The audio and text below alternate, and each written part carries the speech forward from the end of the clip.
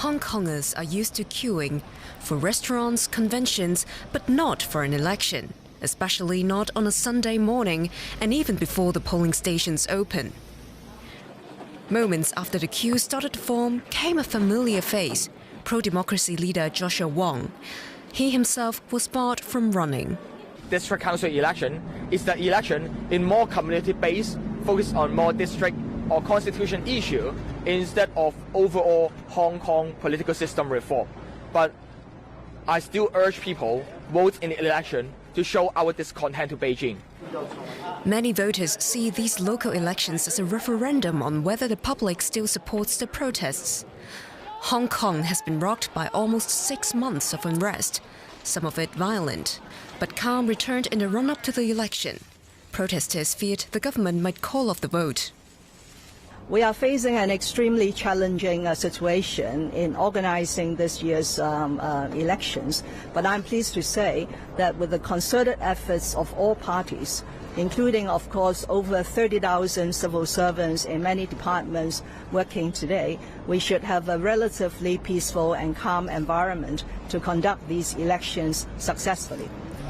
For now, peace has temporarily returned to the city, but this could change depending on the results. And for more, I'm joined now by our correspondent on the ground, Charlotte Chelsom-Pill. Charlotte, tell us what's happening where you are.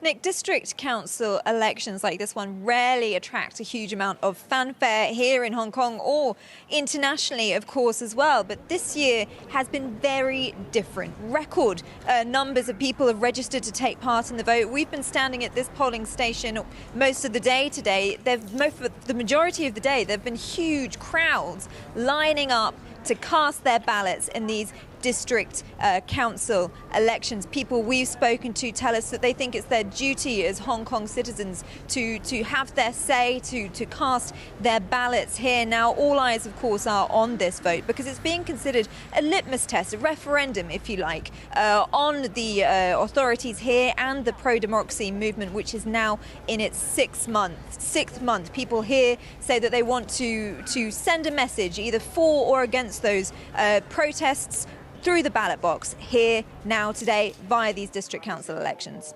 So tell us a little bit more what's at stake here, if you would, at once symbolically and in strict political, institutional terms.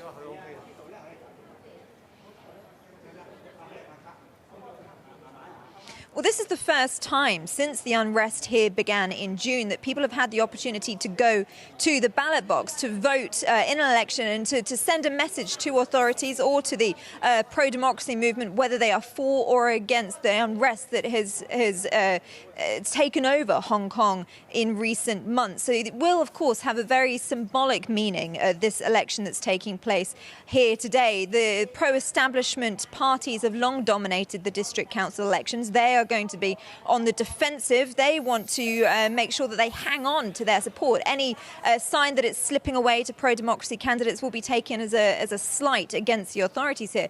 Pro-democracy candidates, meanwhile, are really battling to take their fight to the ballot box to prove, to legitimise what they've been taking to the streets for so many months now. Now, on a more practical level, this will also impact Hong Kong's future going forward in the way that it's governed. So 6 district councillors will be able to join the Legislative Council, Hong Kong's parliament, if you like, going forward. As well, dozens of these district councillors will then join the committee, which will appoint the chief executive next time around. So pro-democracy candidates really see this as, while the district councillors don't have a huge amount of power, it is a step for them if they do make gains in the right direction.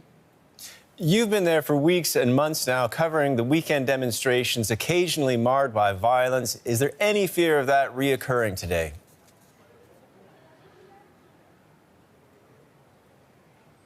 Yeah, the weeks leading up to this election were some of the most violent that we have seen in this whole over 5 month pro-democracy movement. Now, the days ahead of it was quite quiet. There wasn't an easy calm here in Hong Kong. We were seeing and hearing from pro-democracy activists that they wanted to keep the peace here. They didn't want to give the authorities a reason to cancel or suspend these elections, so they have been calm. We've seen on social media groups that they've been urging pro-democracy activists not to come to these polls wearing black or chanting pro-democracy slogans, anything that could stop them casting their ballots. So today has remained very peaceful so far.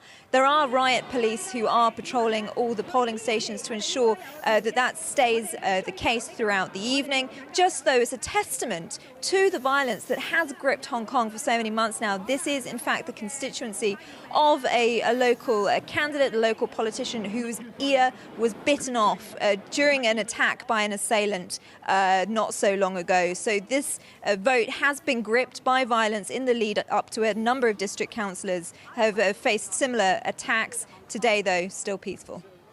Thanks for that, DW Charlotte Choslin-Pill reporting from Hong Kong.